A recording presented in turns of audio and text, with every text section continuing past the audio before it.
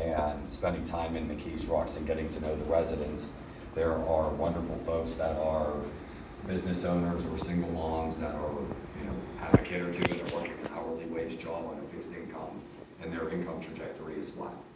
And so even the best way we try to do things, if we're selling homes at 80% AMI, a lot of the folks that we would knock on the doors of can't afford an 80% AMI house. And it really needs to be lower than that. And so ultimately we just took on the burden of who would be responsible for that real estate and that capital stack and moving the development. And so Level does want to own that in partnership with the community. So we really got with the community. Terrace got some money from a local foundation or a local investment group that did a community scan of every parcel in the community, as I recall. We prioritized streets, and from those street prioritizations, Level identified houses that were on the condemnation list from the borough. And so we basically looked at, originally it was about 50 single family homes that were 3-year tax delinquent and vacant. We put in with the county for 25 of them. 10 came out the other side of the vacant property recovery program. And we're about to start construction on those probably in about the next 30 or 45 days. Just dotting some I's and crossing some T's. But simultaneously, and this is part of what I think is exciting about our collaboration, PNC Bank donated the old PNC Bank building to the CDC a few years ago. We have since activated that building. That is what we're calling the Home Ownership Hub. Currently, Level's running some programming out of that now for our buyers, because as Terrace talks about, and I say it a little bit differently, but it's really people in place. But from the place side, to me, lumber is lumber and labor is labor. My 2x4 is not going to change in 6 months. It's still going to be a 2x4. And we pay prevailing wage rates, which are set. So we know what our labor rates are. The variable that moves in our process is our buyer. They come from trauma. They live very challenging lives. If I qualify them and check the box today, they may not be there. If they lose their job, if their kid gets sick, God forbid, something happens. And when we're really dealing with the folks that we're talking about, with the generational traumas and the lack of upward mobility and economic ladders, does make this work hard. But what I will tell you is we've got a list right now of 73 people in McKees Rocks. They all pay their rent on time. They haven't been evicted yet. And they're paying somewhere around $900 to $1,200 a month in rent. Sounds like a mortgage payment to me. And so we're really excited because collectively we've made this commitment to each other. We're going to do 100 units of for-sale home ownership in McKees Rocks. And as we start moving this needle around 25% homeowner, 75% renter, and we start getting it closer to maybe 40% or 50%, we're going to see how that starts to transform our community. We've already done it, sold one house. Our buyer just celebrated 1 year, and you might actually know a little bit better than I do about, but they've engaged in the Women's Alliance. They're participating in community groups, because we're really trying to not only just sell a house to somebody, but help our buyers understand there's so much more to home ownership and community. And if we can really do this in a deeply intentional way, we believe that this will make massive transformations for places like McKees Rocks that don't have developers responding to RFPs because retail follows rooftops. So if we can really be intentional about finding existing residents that already live there, already want to participate in the community, and help them on the front end get a piece of this equity stake in it. That's why we're called Level Equity Building. We want to help our residents build equity in their community, so that as real estate rates rise, because we know they are, we watch it all every year over year. This is real money for people back in their bank account 10 years from now. That's why I do this. That's great. Well, so as an architect, I'm very familiar with what we'll call capital A affordable. That's the LIHTC process. Yeah, correct. Your area is more intriguing to me and a little bit more ethereal, Yes. because it's not the traditional PHFA Correct. Kind of route to Yes. funding. So what are the challenges that you see to raising capital doing what Level does on a smaller scale? I mean, from the capital side, that is the challenge. My generic thing that I say wherever I go is it doesn't matter where you go in the country. When a mayor or governor stands up and says, we just built 100 units of affordable housing, 95% of the time they mean single-site multifamily income-restricted because it's a LIHTC. We are blessed. We've had some great cooperation with the state, particularly at DCED. There are no pots of money for this, so we got a waiver on an RCAP award for this McKees Rocks project. And if you're not familiar, RCAP is traditionally single site commercial. This is the first ever time the state has done an RCAP award for a scattered site for sale residential project. So they're very interested in what we're doing. We've been blessed that it started under the previous administration, but kudos to the county exec and Alvarado for keeping this money in so the counties match the RCAP award. That's how we've raised this capital stack. But it's just this, we need to find these pots of money that will allow us to generate these capital stacks because the tax credits we're not eligible for, and candidly without, Karis was alluding to the challenges of not being in the city. There's no redevelopment authority that's doing site assembly. So we've got really in real time, it's somewhere around 1,800 tax delinquent vacant parcels in McKees Rocks that are all individually privately. Let's go figure out who's gonna go do a site assembly on that now, right? And I'll tell you what it's like, because it took me about 2 years to do site assembly. And so just on these 9. And so as we start to look at coming together, we could certainly say banks, CDFIs, local government, philanthropy, we're all sort of playing around this space, but ultimately it's going to be what is the 8-figure pot of money that somebody wants to create that lets us go do more than really the pot that's out there for the other 5% is Federal Home Loan Bank. And their AHP is 6 units, 10 units, and there's restrictions around who you can sell to, and so it makes this work truly challenging. Thank you for the hard work that you're doing, and you guys are a good team. I appreciate you guys sat in the order that I was planning on talking to you. So it was makes a it little total easier. coincidence. I appreciate it nonetheless. We're going to move to Ann now. Talk a little bit about what she does at Tricog. Did I say that right, Tricog? You did. Okay. So, talk to me like I'm 2. What is the land bank? Maybe this is too remedial that it isn't for me. What is the land bank, and what are some of the special powers that you as a land bank have to do what you're doing? Sure, so Jason will get his $20 later because he set this up perfectly. Site assembly is a piece of what we do, right? So unlocking the potential of abandoned property requires gaining control of that property and clearing title. That's what a land bank does. That's it. Okay. That's what we do. Sounds easy. And it's not cheap, it's not fast, but it's simple in what it is. Like the lane that a land bank lives is very narrow. And that is working within a community, with partners in the community, with elected officials, with the CDC, and identifying, eking out what their priorities are with them, which then gives the land bank its marching orders for which properties where, and generally speaking, what they should become. And so, Tricog Land Bank deals, we could and can work with commercial properties. That is not what we're set up to do. We are set up to work in neighborhoods, bedroom communities, house by house, lot by lot. We could, but we don't typically do big LIHTC kind of deals. We are single family detached house to be a part of the pipeline of solving the solution to streets with broken teeth.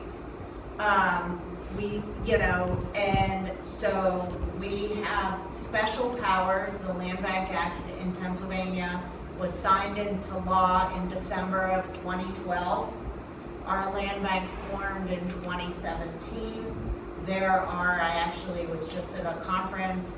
There are now 30 land banks in the state of Pennsylvania. We, under that Land Bank Act, we have special powers to intervene at tax sale. And so our job is really to gain control of those properties and do all the legal work to get them to clear insurable title. And that process is exactly the same, whether it is our smallest property was a 96 square foot sliver, or a huge parcel with many buildings on it. It's legal work, it's really what we do, but it's, once you own it, then you control the destiny. Interesting. Okay, so what is the time frame for a typical property, regardless of size, because it doesn't matter, Yep. being identified, coming into, and then moving, flowing out, clearing title, and then flowing out of your land bank to somebody like Jason who's going to do something? Ridiculously long. So our land bank, it really depends on whether or not to like get too deep into the weeds, but it depends on whether or not there have been prior legal actions taken on that property. You know, like both Terrace and Jason had said, I think Terrace really talked about it. You know, when population declines, people move away, heirs move away, properties sit, houses sit. It doesn't necessarily mean that they're ready to be demolished, that they cannot be saved. And rehabbing a house typically costs less than building it from scratch. And so, plus, you know, you change the fabric of the community, speaking to an architect, being the product of architects, right? Like trying to build housing that fits. That's a whole nother thing too, right? So preserving existing housing stock is important.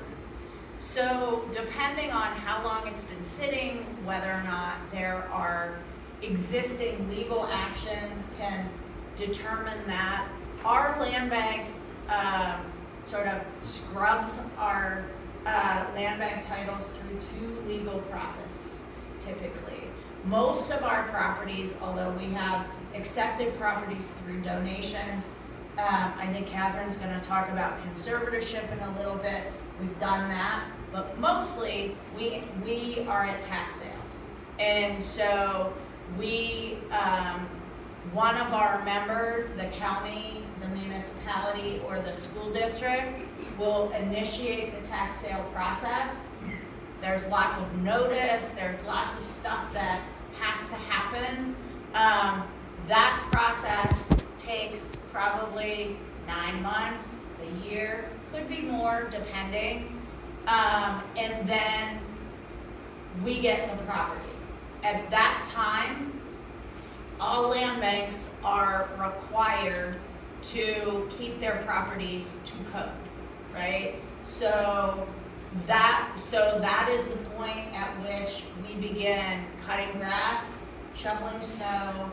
That's often the first time we get inside of a property. Most of our properties, they're private, right? So if the wind should happen to blow the door open, we might peek inside.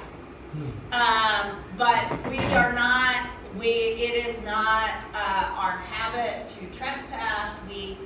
So we can't really get a full assessment of that property until that time. So once we have an interest in the property, we go out, we break in, we check it out, we photograph it, we add it to our landscaping roster, and then we secure it. If there are any broken openings or whatever, we board it up. Otherwise, we change the locks and we secure it.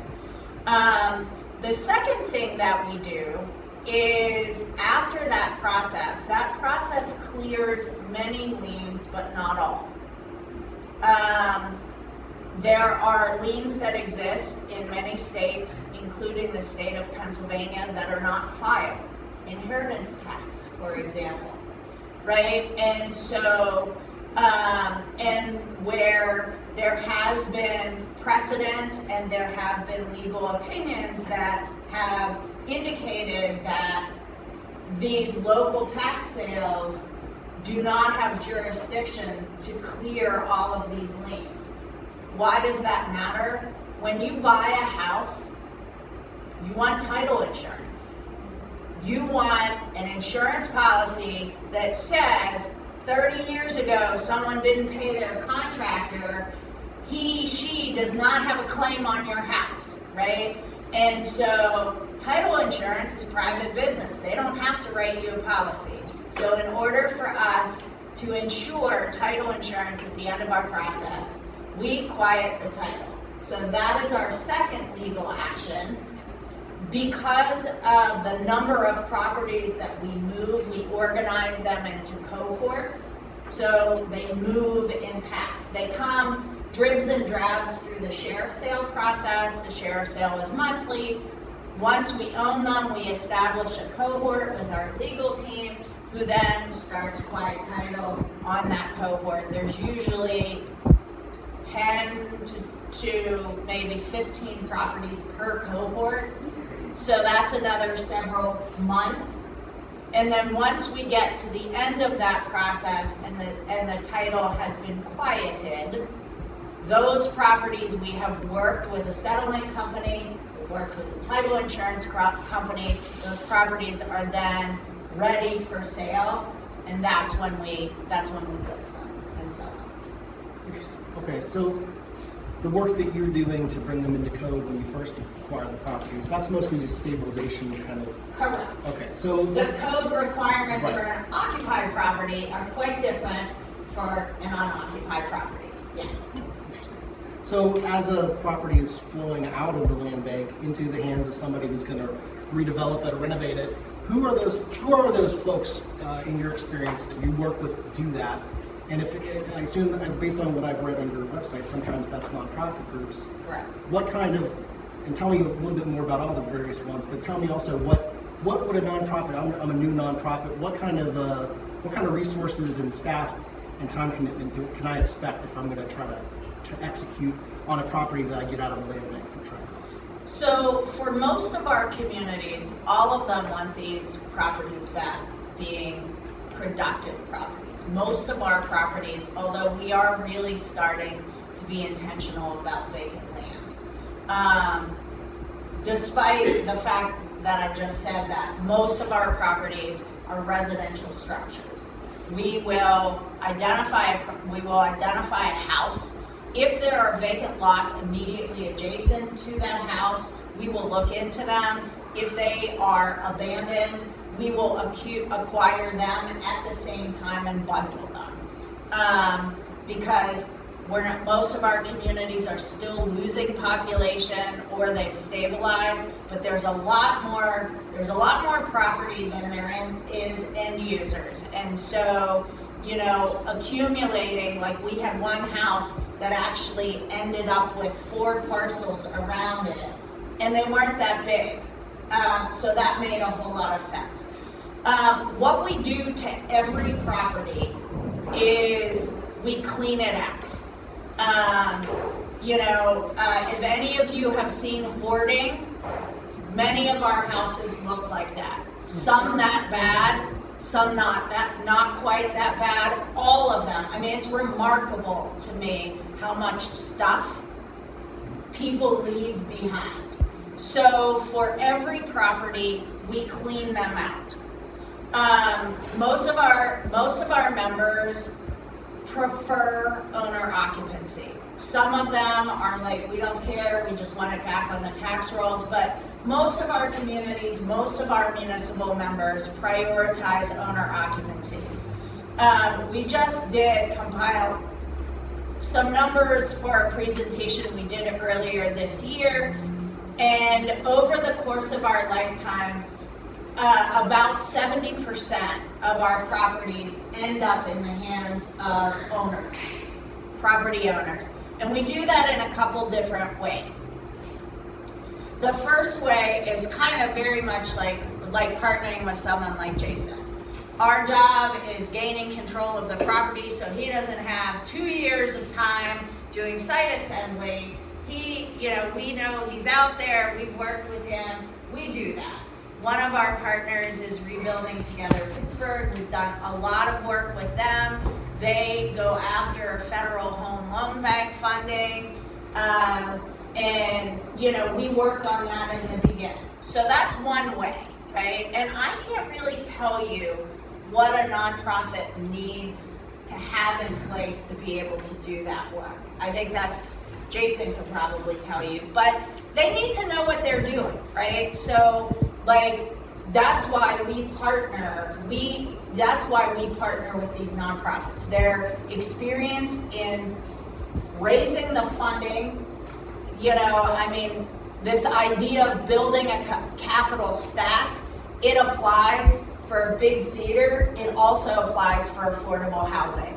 Because these are houses that you're gonna put $200,000 or $300,000 into, and if you sell them for $100 or a buck and a half, you're doing really well. So where's the other money coming from, right? So nonprofit partners have expertise in chasing those dollars down, plus they have expertise in managing those construction projects. So that's one pipeline.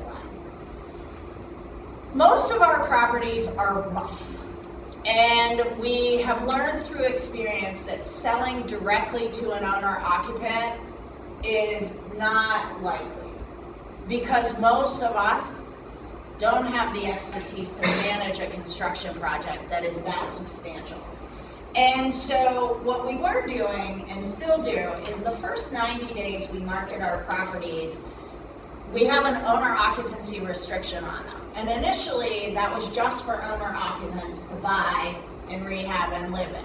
We have opened that up to private developers who are willing to escrow money, sign a special agreement of sale with us that says they're gonna sell to an owner occupant, and they put the money down on the table that says they will, and we hold it.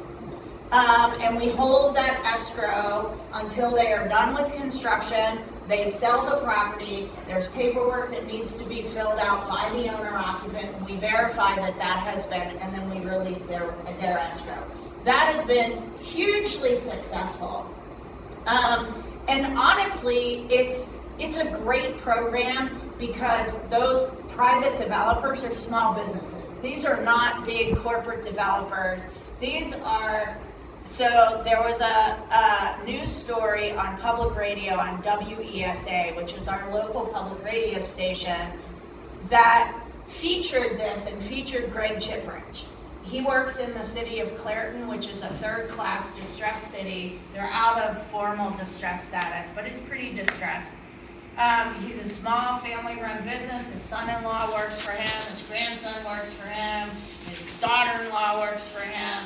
And he flips houses. And he bought a house from us, did a beautiful job, sold it in a week.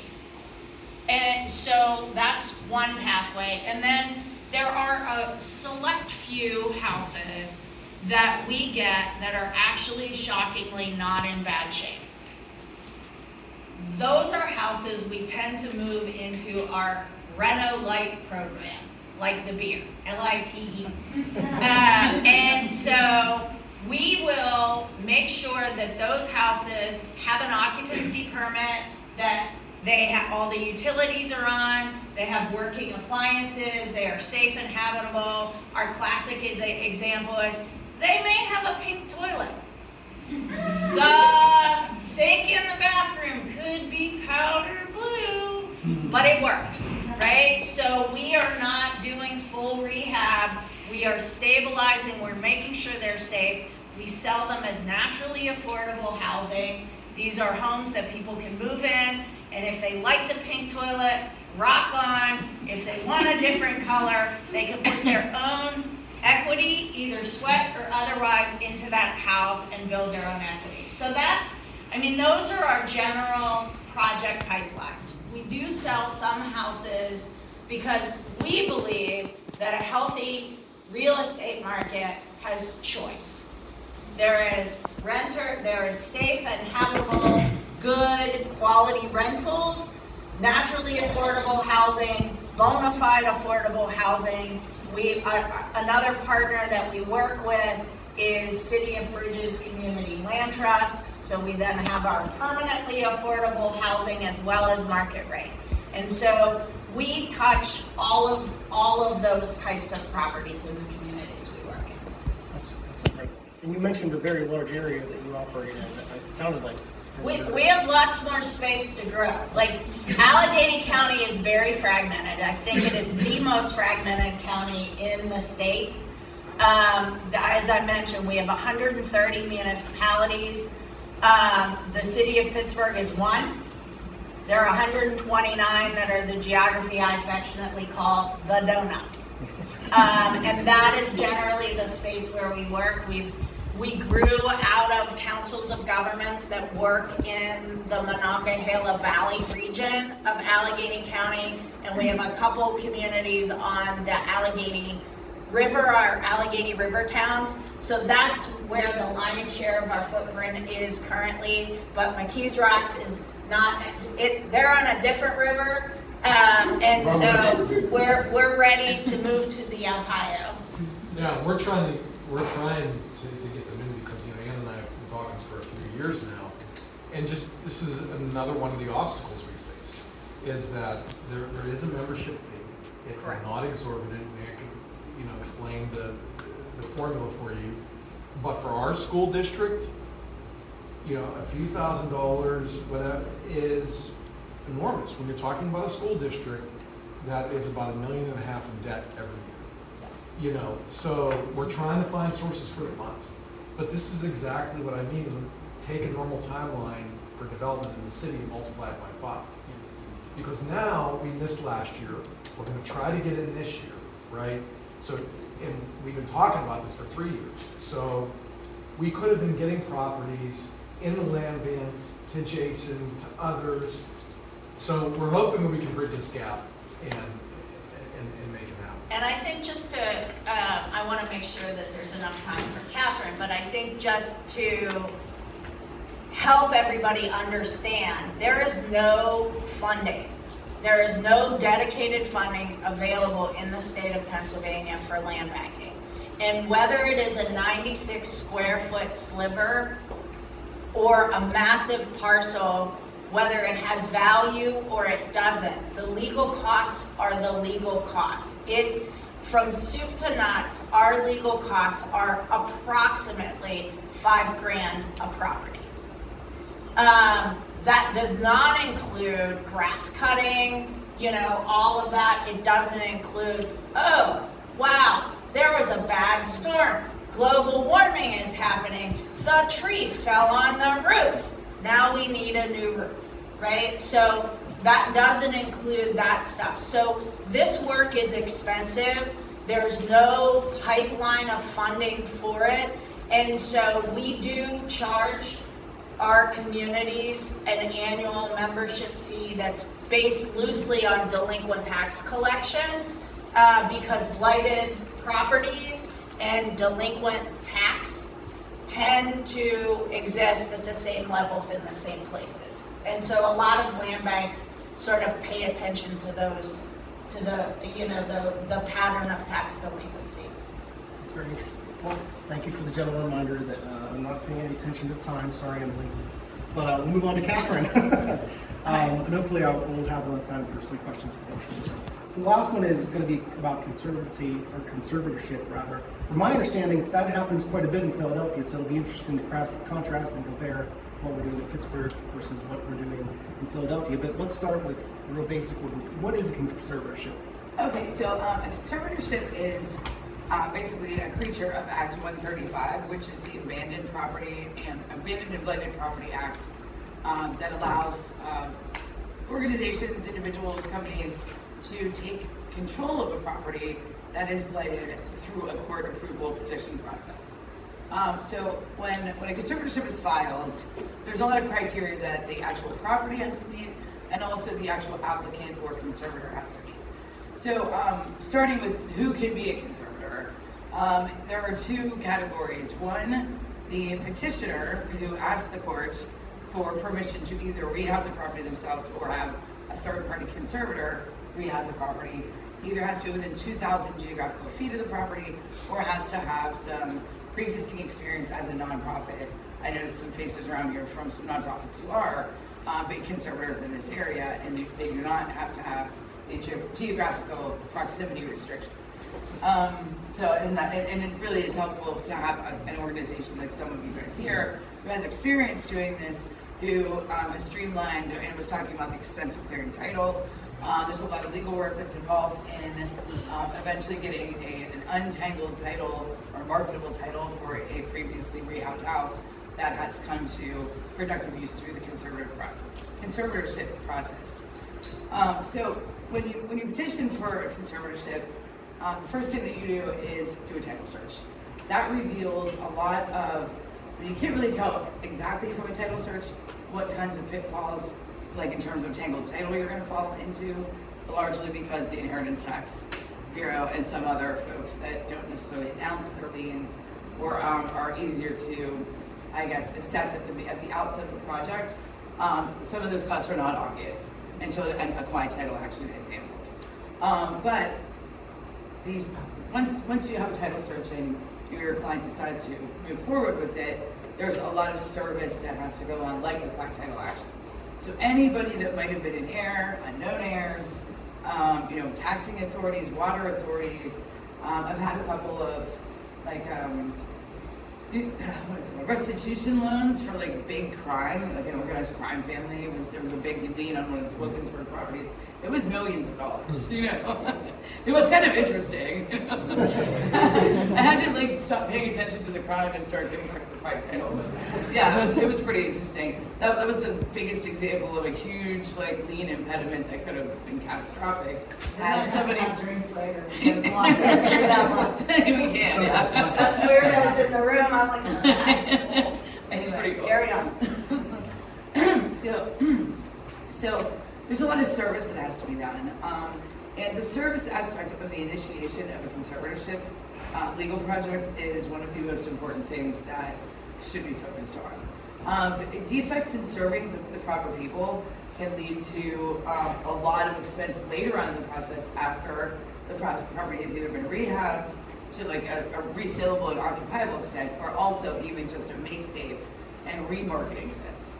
So a lot of my clients are mom and pop developers or medium-sized developers who want to take title to the properties after they have rehabbed them.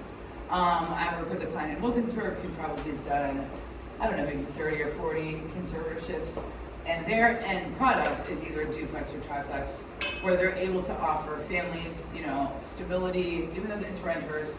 The rents are low enough without subsidies, and the quality of housing is not like what some of these folks were talking about, that, a lot of low-income families have to suffer, and creates trauma and instability and a lot of moving around and no sense of community. So I'm proud to help organizations like that do that. In the conservatorship process, you petition for court approval to become the conservator. Sometimes you have access to the full scope of work that might be required to bring a building to the level of improvement that you're required to do as a conservator.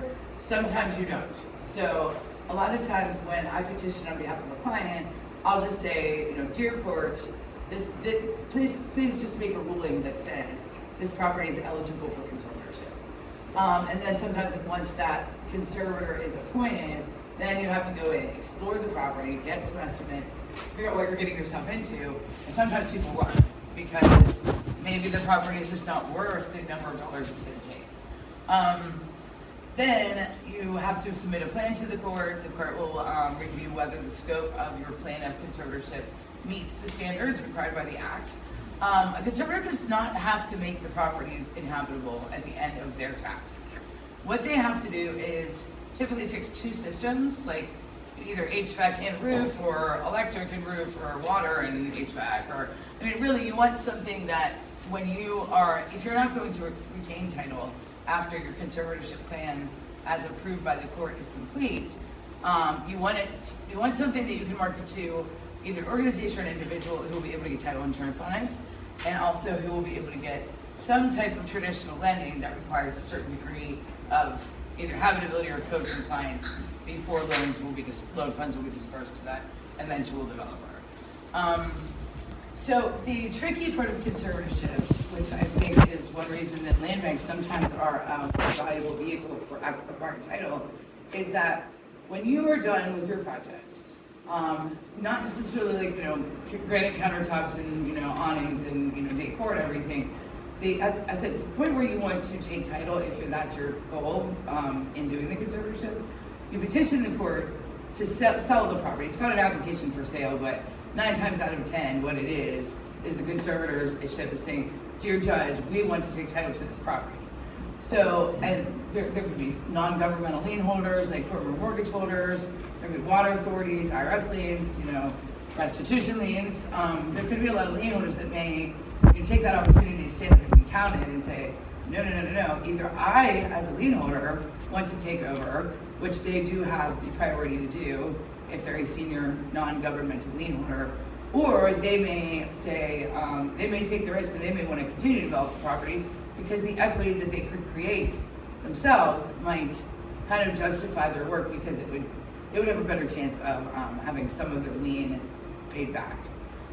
When a property is sufficiently improved that a court will allow title to transfer, typically, like I said, my clients want title to it. You get an appraiser, and then you do, the application to sell includes an appraisal and also a disclosure statement that basically the person who rehab, the conservator, petitioner, or both, they can be 2 different people, they can be the same person, discloses all of the costs that have gone into improving the property. When I first started doing conservatorship work, I didn't quite realize how important it is to limit the amount of equity that you're creating in the property. Because if the appraisal is sufficiently higher than the amount of money that you have sunk into it, that line of lien holders deserves to be paid. Judge Hertzberg, who is the predominant conservatorship attorney, judge here in Allegheny County, luckily has a strong title insurance background. So when he presides over these cases, he really does. I mean, there's a duty to the taxpayer, there's a duty to all of these institutions, like water authorities or anybody that might have only given a judgment creditor, to respect, the sort of claim to title that whatever their interest in the property might have been, just for economic development and stability of our communities. But at a certain point, because of the tangled titles that exist on these abandoned homes prior to either a land bank takeover or a conservator, these properties would never sell if there was not some way to, at the back end through the conservatorship process, eliminate liens to allow the money that goes to the property to actually create value. I have run into a lot of cases that people who were conservators before, who've now taken title, have had to file quiet title actions because the service that was performed at the outset of the conservatorship case did not sufficiently clean title. I'm actually working right now. I don't know how this is going to go over, so I haven't done it yet. I can report back. I would really like to combine a quiet title action with a conservatorship action. You can't file a quiet title action unless you're in possession of the property. So you can't, because there's such expensive and cumbersome service requirements at the outset of a conservatorship case, and the same service requirements are involved in a quiet title action. It's kind of a nice fantasy to think, why can't we just kill 2 birds with one stone, serve everybody that would be the appropriate party in a quiet title, and also the appropriate party in a conservatorship action. But the petitioner, who petitions the court to either be the conservator or bring in a conservator, doesn't have possession when they have to serve all of the parties at the beginning. So I'm trying to do some research and figure out sort of a path to navigate to consolidate the cost, because sometimes that second need to quiet title through a quiet title action makes conservatorship more prohibitively expensive than the land bank. I am working with a group of investors in Hazelwood who are exploring whether we want to do conservatorships or go through the land bank. The city land bank we just had a brief meeting with, and they said that on average, if you acquire a property through the city land bank, clean title is at least $7,500. And it also depends on the nature of the property, value of the property, and the degree of expenditure that the land bank had to go through to actually provide clean title. Another challenge during the conservatorship process is this. I know in Philadelphia there's a company that used to be called Shirley Turco, I think it's called building blocks now. They are always the conservator, but the petitioners are maybe the little lady that lives next door to this blighted house that has been rotting away for decades. So there's a lot of flexibility in dividing the petitioner from the actual conservator, because that conservator, whether or not they're a nonprofit, doesn't really have. There's just a little bit of a division of responsibility and a shared expense and a mutual benefit to the petitioner, who might be the neighbor, being the one that goes and petitions the court and also represents the community in the eventual goals that the court might have for this property. Ensuring the property during the conservatorship process has been an extreme challenge for a lot of my clients. It is required by the act, but I know like 1% of conservators that I've ever heard of who have actually been able to insure the property through the initial stages of the conservatorship.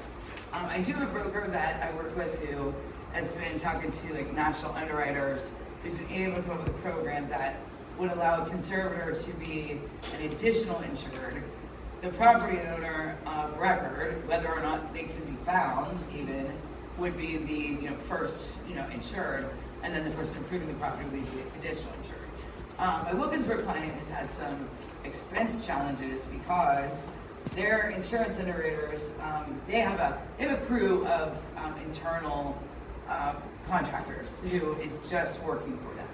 So in order for them to get insurance, they can use their own insurance, but they can't use their own people because of the risks involved in the construction process. They have to have bonded, licensed, insured contractors that have their own insurance work on these structures, which then make it financially unfeasible. Another challenge is, I guess, throughout the conservatorship process, if perchance someone who is a party in interest, like a long lost cousin or a non-governmental lien holder, they could come along even after your conservatorship process has started and say, look, hey judge, I should be first in line for this.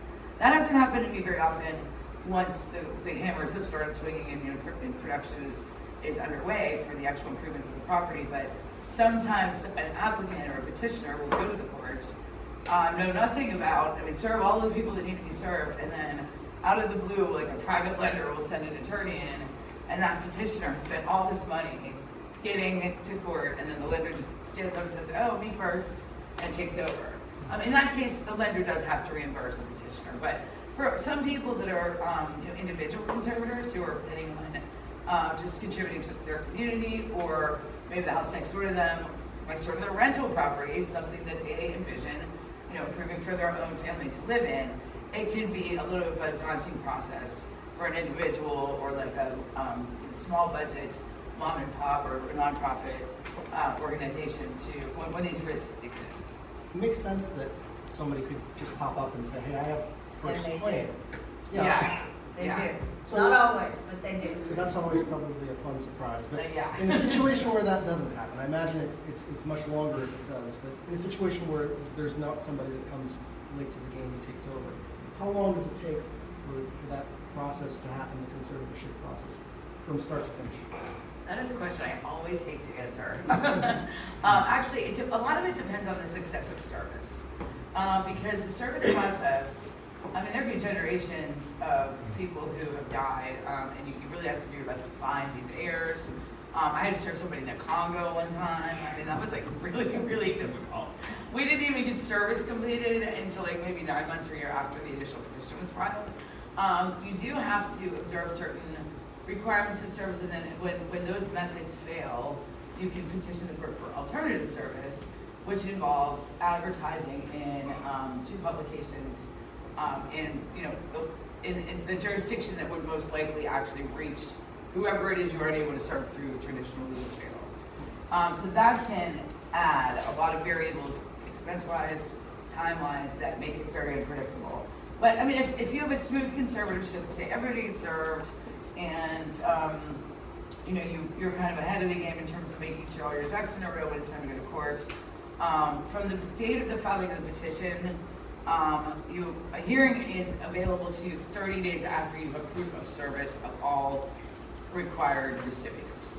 And then if you're lucky enough to actually have had access to the property before you filed, It's really important to file the plan, the proposed plan, at the same time that you actually file the petition to be named conservator. Because if you don't, then once you actually get your act together and have the plan, you have to post the plan and serve the plan, and then another 30 days after service has been perfected has to go by before the court will hear the hearing on the plan. So this could be like 2 cycles of like horrible delay, and then with weather elements, maybe you're not in control of the property, there could be squatters, somebody else could come along. I mean, there's a lot of risk that makes people, like smaller budget people shy away from conservatorship because of those like long periods of waiting that could, you know, put your capital in jeopardy. So it's, in that respect, I always advise people to, if they can access the property without, you know, disrespecting it, that it's very important to be able to do the scope of work in your initial petition so that you're not encountering 2 cycles of delay and risk. That's really interesting. Well, I've led us over a little bit. I want to make sure that there's some time here for questions in case anybody has an interesting thing to ask that we haven't maybe covered on. So I'm going to open up to the floor. Do you guys have any questions about any of these processes or any of these folks up here? Now's the time. No takers. There's one. I just am really curious, like, for each of you, to what extent do you talk to people in other parts of the state? Like, obviously there are other land banks, are they basically doing the same thing? It sounds like there's one in Philly, it's probably a little different than the Vermont Valley. Like, I'm just very curious when it comes to statewide procurement. All of it. I can take that. I actually am a part of a group that is trying to prop up the Pennsylvania statewide land bank network. This work is really, really hard. There are a number of organizations that are statewide that is trying to kind of build a community of collaborators across the state. Typically, it's more about strategy sharing and educational sessions like this. I know for like nonprofit affordable housing developers, the Housing Alliance of Pennsylvania is a statewide organization focused on homelessness and housing development and affordable housing. The conference I got back from last night in Gettysburg was for housing authorities and redevelopment authorities, in particular. So I think there are definitely places to build a network. There's also for land banks, there's a national land bank network that exists out of the Center for Community Progress. So we work really hard to try and learn from other places. It's not always perfectly transferable because a lot of what we do is legal work, but there's always something. Anybody else? I think Tara, as you mentioned, some speculative investors buying up land. So I have a question for ladies here. What's the best tool to deal with speculative